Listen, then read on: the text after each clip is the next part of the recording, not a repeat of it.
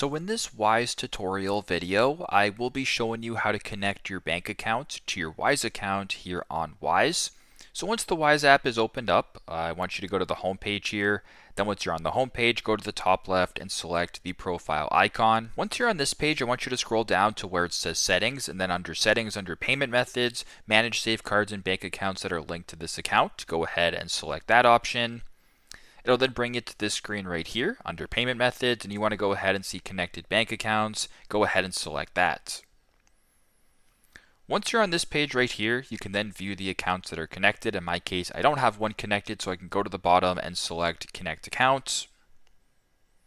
It'll then bring it to this screen right here where you can go ahead and select the account. So I'm just going to go ahead and select Canada as an example because I'm in Canada.